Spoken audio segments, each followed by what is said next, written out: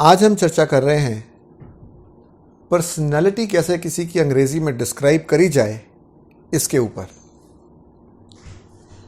दो शब्द हैं अंग्रेजी में, एक होता है इंडिविजुअलिटी और एक होता है पर्सनैलिटी। पर्सनैलिटी जिस धातु से आया वो है पर्सोना। कहते हैं कि ग्रीस के अंदर कोई डांसेस होते थे जिसके अंदर लोग पार्टिसिपेट करते थे मास्क लगा के। तो पर्सनैलिटी का मतलब आपकी प्रतिभा का वो हिस्सा है जो आप दूसरों के साथ बात करने में दिखाते हैं। अगर हम अकेले बैठ जाएं घर के अंदर तो पर्सनैलिटी का कोई रोल नहीं है। फिर जो चीज़ काम आती है वो है इंडिविजुअलिटी। लेकिन जब हम लोगों से जाके मिलते हैं, जिस तरह हम बात करते हैं, जिस तरह हम दिखना चाहते हैं, जो हम दिखाते हैं, वो चीज़ बन जाती है हमारी पर्सनैलिटी। यही डिफरेंस है ये जो शब्द है पर्सनैलिटी और इंडिविजुअलिटी के अंदर। जो लोग ग्राफोलॉजिस्ट होते हैं, जब हम राइटिंग को पढ़ के किसी बंदे की नेचर जानने की कोशिश करते हैं तो एक तो राइटिंग पढ़ी जाती है और एक सिग्नेचर्स। तो राइटिंग से काफ़ी हद तक इंडिविजुअलिटी का पता लगता है, लेकिन सिग्नेचर्स से स्पेशली पर्सनैलिटी का पता लग जाता है कि आप कैसे दिखना चाहते हैं।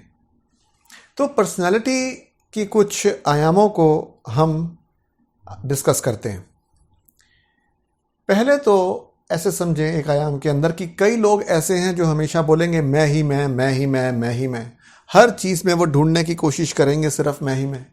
लेकिन कुछ ऐसे लोग होंगे जो दूसरों का भलाई सोचते हैं, तो वो देखते हैं तू ही तू, तू ही तू, तू ही तू। और फिर कुछ ऐसे लोग भी हैं जो ना अपने में इंटरेस्टेड हैं और ना आप में इंटरेस्टेड हैं, वो सिर्फ भगवान में इंटरेस्टेड है। कहते सिर्फ वो, सिर्फ वो, सिर्फ वो। तो इस कॉन्सेप्ट पे पहले नजर डालते हैं। आई को लैटिन के अंदर ईगो कहते थे और वहीं से अंग्रेजी में सेम टू सेम शब्द आया ईगो। ईगो, ईगो का मतलब सेल्फ या आई। लेकिन ईगो की इंटेंसिटी किसी में कितनी हो सकती है जरा देखें। अगर किसी के अंदर ईगो काफी है तो हम बोलते हैं he is an egoist. East यानी वो व्यक्ति जो किसमें स्पेशलाइज करता हो, आई में। उसका आई का कॉन्सेप्ट बड़ा फूला हुआ है। उसको छोटी सी बात कहेंगे बुरी लग जाएगी।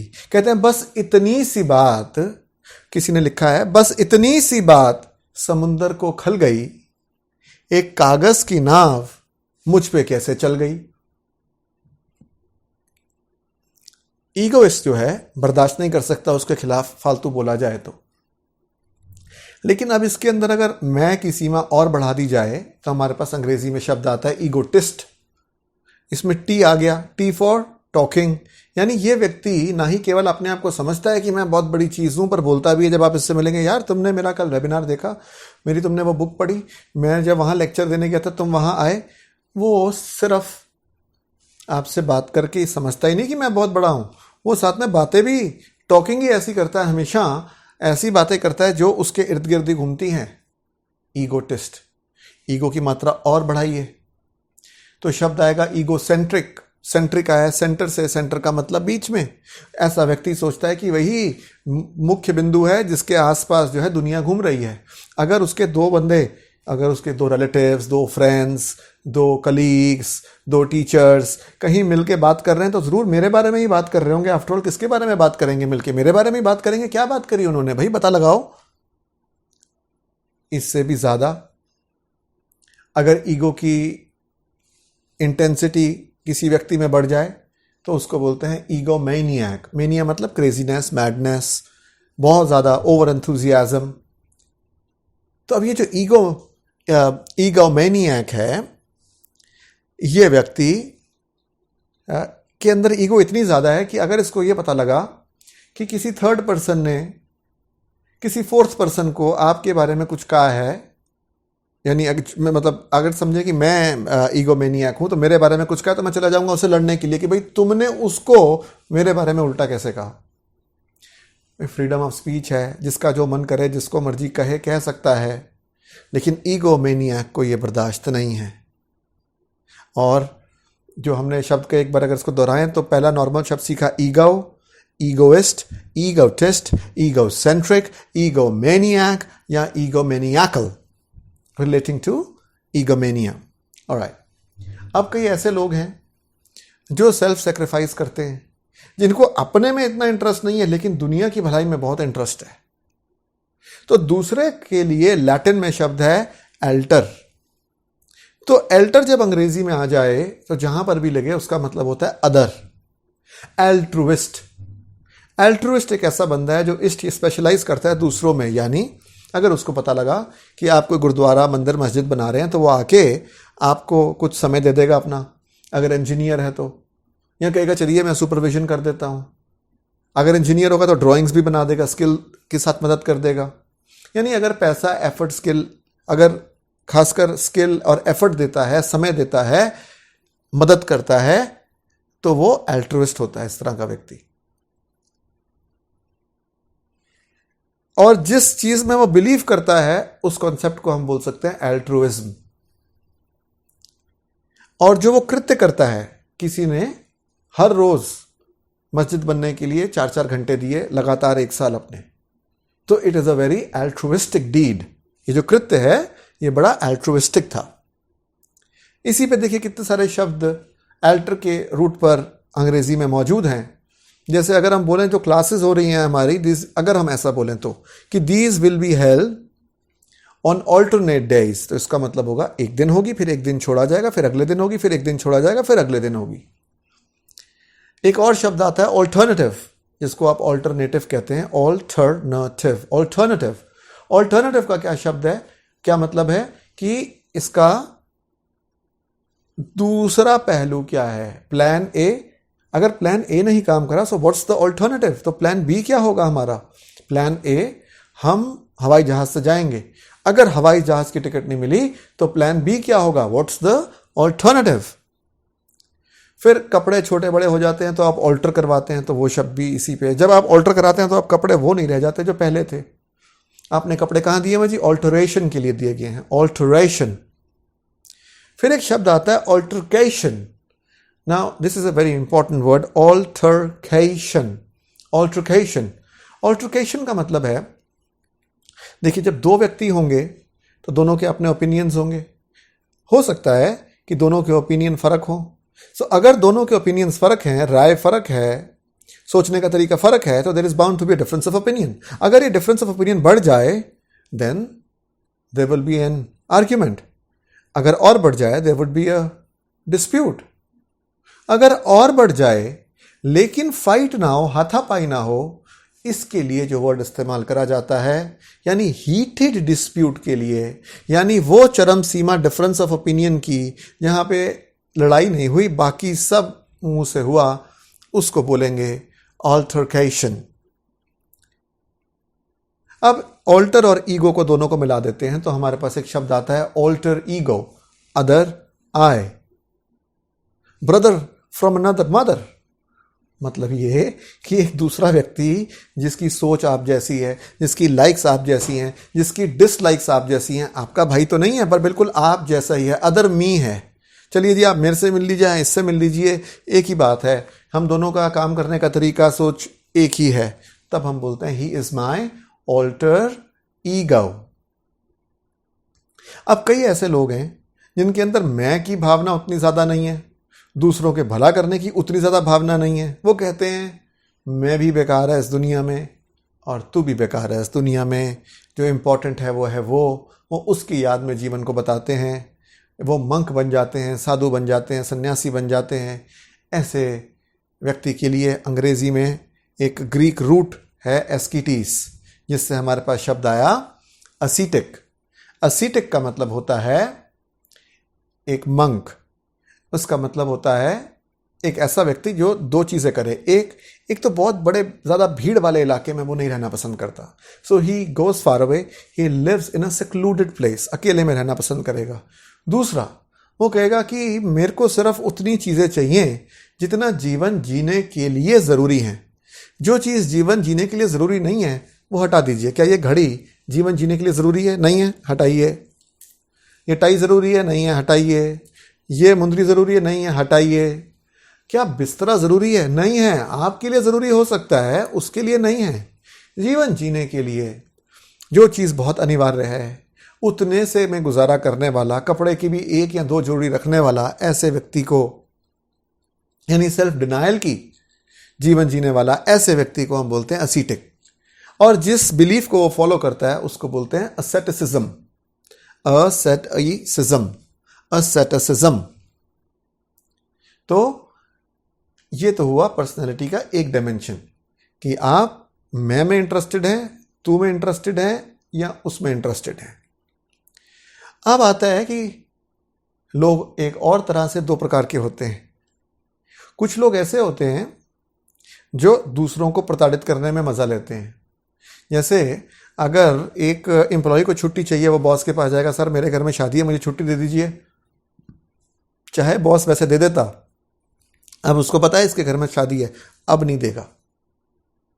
उनको दूसरों को तंग करके मजा आता है, उनको दूसरों को पेन दे के खुशी हासिल होती है। इस तरह की मानसिकता वाले लोगों को बोला जाता है सेडिस्ट्स। सैडिस्ट, और एस लगा दिया तो सेडिस्ट्स। ये किस में बिलीव करते हैं? सेडिज्म में। सेडिज्म क्या कहता है? कहता है कि भैया दूसरे को पेन दो, खुद मजे लो। इसके बिल्कुल उल्टे भी एक लोग होते हैं, उनको बोलते हैं मैसोकिस्ट। मैसोकिस्ट क्या करता है? अगर दिक्कत हो जाए तो वो अपने आप को प्रताड़ना देता है। मैंने कई रिलीजन्स के अंदर देखा, सेक्ट्स हैं। मोहम्मडज़म रिलीजन के अंदर भी ऐसे सेक्ट हैं, और क्रिश्चियनिटी के अंदर भी मैंने मूवीज़ के अंदर देखा ऐसे सेक्ट हैं जो जिनके यहाँ ऐसे रिचुअल्स हैं कि उस पर्टिकुलर डे पे वो कुछ ना कुछ सेक्रीफाइस करते हैं, वो अपने आप को मारते हैं या कुछ सेक्रीफाइस करते हैं कि ये सेल्फ प्योरिफिकेशन का तरीका है। तो वो तरीका अगर कोई है तो ठीक है, बट अगर ऐसा कुछ हम स्पिरिचुअल काम नहीं कर रहे हैं और फिर भी प्रताड़ित कर रहे हैं, फिर तो बहुत अजीब सी बात है। एक दिन मेरे को रात को 11 बजे फ़ोन आया मेरे दोस्त की डॉटर का कि चाचू मम्मी जो है वो उन्होंने अपने आप को बाथरूम में बंद कर लिया और अपने आप को मार रही हैं, तो क्या करें? तो मैं और डैडी आपके पास आना चाह रहे हैं 5 मिनट के लिए, अगर आप कुछ कर सकते हो सिचुएशन सॉल्व करने के लिए तो प्लीज़ अभी हमारी मदद करो। तो हुआ क्या कि जब टेंशन इतनी ज़्यादा हो गई तो जो बंदा सेडिस्ट होता है, जो जिस बंदे को ब्लेम दूसरों पे लगाने की आदत होती है, वो दूसरों पे हमला करता है, वो दूसरों को बुरा भला कहता है, और जो कहता है कि नहीं मेरे में कुछ गड़बड़ रह गई होगी, मैंने ही शायद कुछ अच्छा नहीं करा होगा, वो अपने आप को ऐसे मौके पे ह्यूमिलिएट करने की और सेल्फ डिनायल करने की और सबमिसिवनेस की और कुछ ना कुछ अपने आप को मना करने की या मारने की जब कोशिश करता है, तो इस तरह के व्यक्ति को बोलते हैं मैसोकिस्ट। अब सेडिस्ट और मैसोकिस्ट का कुछ एक मतलब सेक्सुअल भी होता है जो हम यहाँ पे डिस्कस नहीं कर लिए, तो इसको आप इन शब्दों को थोड़ा ध्यान से इस्तेमाल करें। अब एक और डायमेंशन में चलते हैं पर्सनालिटी की, और इसमें देखते हैं कि कोई कहते हैं भी बड़ा दिल वाला, कोई कहते हैं छोटा दिल वाला। तो अंग्रेजी में एक रूट है एनिमस जिसका मतलब होता है माइंड, और एक है मैग्नस जिसका मतलब होता है लार्ज या ग्रेट। जब ये दोनों मिली तो हमारे पास एक शब्द आ जाता है जिसको बोलते हैं मैग्नानिमस। मैग्नानिमस मीन्स बड़े दिल वाला या बड़े दिल वाली, लार्ज हार्टेड। ये लोग छोटी छोटी रिवेंज लेने में बिलीव नहीं करते। ये a tooth for a tooth, an eye for an eye में बिलीव नहीं करते। इनके अंदर मैग्नानिमिटी होती है, मैग्नानिमिटी, मैग्नानिमिटी होती है, बड़प्पन होता है, ये फॉरगिव कर देते हैं। लेकिन इसके ठीक ऑपोजिट, फुसिलियस का मतलब टाइनी, तो प्यूसिलैनिमस, प्यूसिलैनमस लोग होते हैं जो बड़े नैरो माइंडेड होते हैं। कोई छोटी सी बात होगी उसका पूरा का पूरा बदला लेंगे, और जो क्वालिटी होगी उसको हम बोलेंगे प्यूसिलैनिमिटी, प्यूसिलैनिमिटी, प्यूसिलैनिमिटी, प्यूसिलैनिमिटी। तो एनिमस का टेक्निकली मतलब तो माइंड ही है, बट हम इसको यहां पे दिल के लिए प्रयोग कर रहे हैं। पर इसमें बहुत सारे एनिमस के ऊपर और भी बहुत सारे वर्ड्स हैं इंग्लिश में, जैसे फॉर एग्जांपल एनिमोसिटी। एनिमोसिटी मतलब इन दोनों के बीच में कुछ ना कुछ दुश्मनी चल रही है आजकल। जॉर्ज और विकी के बीच में कोई आजकल एनिमोसिटी चल रही है। साउथ कोरिया और नॉर्थ कोरिया के बीच में कोई एनिमोसिटी चल रही है, मतलब उसमें कोई हॉस्टाइल रिलेशन चल रहे हैं, किसी लेवल पे कोई दुश्मनी चल रही है। यूनानिमस, यूनी मतलब वन, एनिमस मतलब mind, one mind means if everybody agrees then we have a unanimous consent. फिर एक बहुत महत्वपूर्ण शब्द जैसे जो एनिमस पे बेस्ड है वो है इक्वानिमिटी। इक्वानिमिटी को हमने जोड़ा तो ये बना इक्वानिमिटी। इक्वानिमिटी का मतलब जो आदमी अपने माइंड का बैलेंस रख पाए। अगर सिचुएशन बहुत खराब हो, अंग्रेजी में बोल सकते हैं if they are trying circumstances, even then he keeps his काम, doesn't get disturbed, keeps on working the way he should, then we say the person has a lot of equanimity. अब हम कुछ और एक और चलिए पर्सनालिटी की dimension को देखते हैं। कई लोग होते हैं जिनका झुकाव बाहरी दुनिया की तरफ होता है, बहिर्मुखी। कुछ लोग होते हैं जिनका झुकाव अंदर की दुनिया की तरफ होता है, अंतर्मुखी। और कुछ लोग ऐसे होते हैं जिनका झुकाव अंदर की तरफ भी होता है, बाहर की तरफ भी होता है। इसके लिए देखिए अंग्रेजी के अंदर कौन से वर्ड्स हैं। तो अंग्रेजी में एक रूट आती है जिसको हम बोलते हैं वर्टू। क्या बोलते हैं? वर्टू। वर्टू का मतलब होता है झुकाव या टू टर्न। अगर झुकाव बाहर की तरफ है तो हम बोलते हैं एक्सट्रोवर्ट। एक्स का मतलब बाहर, एक्स का मतलब out. For example ex girlfriend, ex boyfriend, ex prime minister, ex president जो अब नहीं है। देखिए पिकनिक और एक्सकर्जन में कई बार स्कूल के अंदर लोग कहते हैं पिकनिक पे लेके जाएंगे, कभी कहते हैं एक्सकर्जन पे लेके जाएंगे। इनमें डिफरेंस क्या है? एक्स मतलब बाहर, कर्जन सिटी, सिटी की लिमिट से जब बाहर लेके जाएंगे तब बोला जाता है that we are going for an excursion, otherwise we are going for a picnic. तो extrovert is a person who doesn't feel like sleeping unless and until he has met his friends. He likes to share his thoughts and feelings with other people, and he also likes that other people should come and share their thoughts with him. So this guy is called an extrovert. उसको तब तक नींद नहीं आती जब तक वो जो उसकी जिंदगी के हाल चाल है वो नहीं बता देता दूसरे को, या दूसरे लोग उससे अपनी जिंदगी के हाल चाल नहीं शेयर कर लेते. इसके ठीक विपरीत ऐसे लोग हैं जिनको हम बोलते हैं इंट्रोवर्ट, अंतर्मुखी. Now there is so much of things that which are happening in their minds that they don't really have the time to share their thoughts. वो नहीं चाहते कि लोग आके उनके पीस ऑफ माइंड को डिस्टर्ब करें. They are at absolutely peace with themselves. तो अगर इंट्रोवर्ट हूं और आप मेरे से मिलने आते हैं तो मैं अपनी सेक्रेटरी को बोलूंगा भाई देख लो उनको क्या काम है, बता दो. अगर कोई नहीं होता तब मुझे मेरे पास भेजना, अदरवाइज आप उनका काम कर देना. So you don't feel like sharing your thoughts with the others, and you don't feel others should share their thoughts with you, then you are an introvert kind of a person.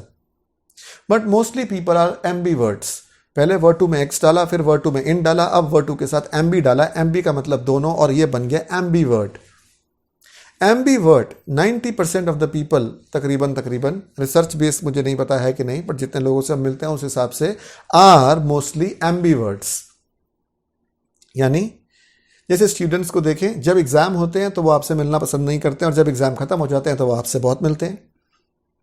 यानी जब situation stressful होती है तब वो introvert बन जाते हैं, और जब सिचुएशन ठीक हो जाती है तो वो वापस एक्सट्रोवर्ट बन जाते हैं. इस तरह के लोगों को जिनके अंदर both the feelings of introversion and extroversion are predominant, इस तरह के लोगों को बोला जाता है एम्बीवर्ट्स. और एम्बी जिसका मतलब है दोनों, बहुत सारे शब्दों में प्रयोग करा गया है. मिसाल के तौर पर एम्बीडेक्स्ट्रस. एम्बीडेक्स्ट्रस का मतलब होता है somebody who can use both their hands with equal amount of skill. तो जो दोनों हाथ से इक्वली काम कर रहा है, खाना इससे भी खा लेता है, खाना इससे भी खा लेता है, लिख इससे भी लेता है, लिख इससे भी लेता है, इस तरह के व्यक्ति को बोला जाता है एम्बीडेक्स्ट्रस. और इस क्वालिटी को कि आप somebody who can use both his hands with equal amount of ease would be called as ambidextrous, and the skill would be called as ambidexterity. Ambidexterity. अब ये जो इस ambidexterity और ambidextrous के अंदर जो डेक्स्टर शब्द है ना, इसकी कहानी जाननी हमारे लिए बड़ी जरूरी है.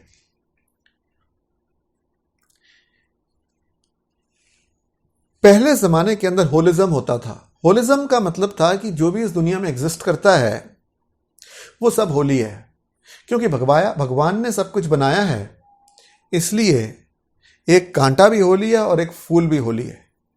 लेकिन तकरीबन 17वीं शताब्दी में यानी कि 1630 के आसपास एक फिलोसफर हुए फ्रेंच जिनका नाम था रेने डेस्कार्टिस। रेने डेस्कार्टिस साहब ने दुनिया के अंदर ड्यूअलिज्म को प्रमोट कर दिया। उन्होंने कहा कुछ अच्छा है और कुछ अच्छा नहीं है। फूल जो है वह बहुत अच्छा है लेकिन कांटा अच्छा नहीं है। और फिर सारी की सारी साइंसेस जो हैं उस टाइम पे फिर ड्यूअलिज्म के इर्द गिर्द निर्मित हुई। कहीं ना कहीं सारी साइंसेस ने ड्यूअलिस्टिक फिलॉसफी को अपनाया, लेकिन ड्यूअलिस्टिक फिलॉसफी के बड़े एब्सर्ड रिजल्ट्स आते हैं। मिसाल के तौर पर देखिए, हम कहते हैं भाई ये अच्छा है और ये बुरा है, so this is good and this is bad. So the question is who made the good? Oh, you don't know. The divine made the good. अच्छा ठीक है. Who made the bad? The devil made the bad. अच्छा ये भी ठीक है. Who made the divine? The God made the divine. Wonderful. Who made the devil? Oh, the God made the devil. Then who is the real sinner? The devil or the God? कोई answer नहीं है ड्यूअलिस्टिक philosophy के पास। लेकिन क्योंकि dualism बड़ा popular हो गया तब से लेके तकरीबन अब तक, तो भाषा के अंदर भी इसकी छाप छूटी और बिहेवियर में भी। कैसे? देखें, राइट हैंड के लिए लैटिन के अंदर शब्द है डेक्स्ट्रस, डेक्स्टर, और फ्रेंच के अंदर है ड्रॉइट। लैटिन में डेक्स्टर, फ्रेंच में ड्रॉइट राइट हैंड के लिए। और राइट हैंड कहा गया कि right hand is good and left hand is bad. So if right hand is good, तो राइट हैंड से क्योंकि हम बहुत सारे काम कर लेते हैं तो राइट हैंड का मतलब स्किलफुल है, इसलिए डेक्स्टर से शब्द है डेक्स्ट्रस और ड्रॉइट से शब्द आया अड्रॉइट हमारे पास, और दोनों का मतलब है स्किलफुल। लेकिन दोनों में एक भिन्नता भी है। डेक्स्ट्रस का मतलब है फिजिकली स्किलफुल और अड्रॉइट का मतलब है मेंटली स्किलफुल। फिजिकली स्किलफुल मतलब कोई व्यक्ति बड़ा अच्छा सा कढ़ाई कर ले, कोई व्यक्ति बहुत बढ़िया गिटार बजा ले, तो ये उसकी फिजिकल कला है। लेकिन अगर कोई बहुत अच्छा सोच के आपको सोल्यूशन बता दे, कोई नई चीज को क्रिएट कर दे, तो ये दिमागी कला है, ये अड्रॉइटनेस है, ये डिक्सटेरिटी नहीं है। तो पहले मेरे साथ एक बारी शब्द बोल लीजिए सारे, बोलिए डेक्स्ट्रस, डेक्सटेरिटी, अड्रॉइट, अड्रॉइटनेस। तो जैसे दो शब्द आपने राइट हैंड के लिए पढ़े, अब ऐसे ही दो शब्द लेफ्ट हैंड के लिए भी थे। लैटिन के अंदर लेफ्ट हैंड को बोला जाता था सिनिस्टर, और ऐसे का ऐसे ही शब्द उठ के इंग्लिश में आ गया सिनिस्टर। और लेफ्ट हैंड को फ्रेंच में बोला जाता था गौश, और गौश ऐसे का ऐसे ही उठ के इंग्लिश में आ गया। अब इनका मतलब देखते हैं। लेफ्ट हैंड का मतलब तो ईविल है, राइट हैंड का मतलब डिवाइन है, तो इनका मतलब कुछ गलत ही होना चाहिए। किसका? सिनिस्टर का और गौश का। तो सिनिस्टर का मतलब होता है devilish, evil, threatening, dangerous. She gave me sinister looks. उसने मुझे बड़ी गंदी निगाहों से देखा, घृणात्मक निगाहों से देखा। सिनिस्टर। गॉश इज अ टैक्टलेस तरीका ऑफ हैंडलिंग थिंग्स और अ टैक्टलेस रिमार्क। मिसाल के तौर पे मुझे याद है आज भी 15 कुछ साल पहले किसी का बेबी हुआ तो हम उनसे मिलने गए कि जी आपको बहुत बहुत मुबारक हो। तो जिसके पास हम गए उनके पास कोई और एक मेल मेंबर बैठे हुए थे जो उनके पति के दोस्त थे, और मेरे साथ मेरे 2-3 दोस्त थे, और उनमें से एक लड़की थी और 2 लड़के थे। तो जब हम वहाँ गए तो वो लड़की कहती है भाई ये जो बेबी है इसकी शक्ल ना आपके फ्रेंड से बहुत मिलती है। That was a very very tactless remark. तो हम इसको बोलेंगे gauche. That was a gauche remark. Similarly gaucherie, जो गॉश पे बेस्ड हमारे पास शब्द है, gaucherie is the tactless and embarrassing way of handling और सेइंग थिंग्स। तो अगर तरीके से बात ना करें, बहुत ही बेहुदे तरीके से बात करी जाए, बहुत ही दिमाग जिसके अंदर बिल्कुल प्रयोग ना करा जाए, जिससे शर्मनाक तरीका हो, उसको बोला जाता है गॉशरी। अब आप याद करें कि कई बार ऐसे होता है हमारे हिंदुस्तान में कि बच्चा अगर राइट हैंड के बजाय लेफ्ट हैंड से लिखना शुरू कर दे तो उसको एक थप्पड़ पड़ता है, फटाक, तुम लेफ्ट हैंड से क्यों लिख रहे हो, राइट हैंड से लिखो। फिर वो राइट हैंड से लिखना शुरू कर देता है या कर देती है। इसके पीछे राज ये है। कभी आप उन पेरेंट्स से पूछिए कि आपने थप्पड़ क्यों मारा था, वो बता नहीं पाएंगे। पर बात यह कि पूर्वजों से जो सीख चली आ रही है वो यही है कि भाई राइट हैंड से लिखना है, because right hand is divine and left hand is devil.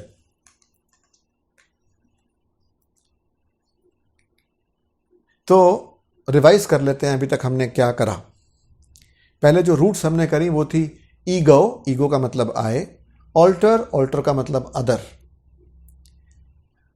एस्कीटीज, एस्कीटीज का मतलब मंक, एनिमस, एनिमस का मतलब माइंड, मैग्नस, मैग्नस का मतलब लार्ज, फ्यूसिलियस का मतलब टाइनी, एक्वस का मतलब इक्वल, वर्टू का मतलब इंक्लाइन टू या टर्न, एक्स का मतलब आउट, इन का मतलब इन, एमबी का मतलब बोर्ड, डेक्स्टर का मतलब राइट हैंड, अड्रॉइट का मतलब राइट हैंड, सिनिस्टर और गॉश का मतलब लेफ्ट हैंड। तो अब इस पे आधारित जो हमने शब्द करे उनके ऊपर चलते हैं। आइए मेरे साथ ये सारे शब्द आप रिपीट करिए। Ego, egoist, egotist, egocentric, egocentric, egomaniac, egomaniac, egomaniacal, egomaniacal, altruist, altruism, altruist, altruism, altruistic, altruistic, alternate, alternate, या अगर एडजेक्टिव होगा तो alternate, alternate, alternative, alternative, alteration, alteration, altercation, altercation, alter ego, alter ego, ascetic, ascetic, asceticism, asceticism, sadist, sadist, sadism, sadism, masochist, masochist, masochism, masochism, magnanimous, magnanimous, magnanimity, magnanimity, pusillanimous, pusillanimous, pusillanimity, pusillanimity, animosity, animosity, unanimous, unanimous, equanimity, equanimity, introvert, introvert, extrovert, extrovert, ambivert, ambivert, ambidextrous, ambidextrous, ambidexterity, ambidexterity, dexterous, dexterous, dexterity, dexterity, adroit, adroit, adroitness, adroitness, sinister, sinister, gauche, gauche, gaucherie, gaucherie,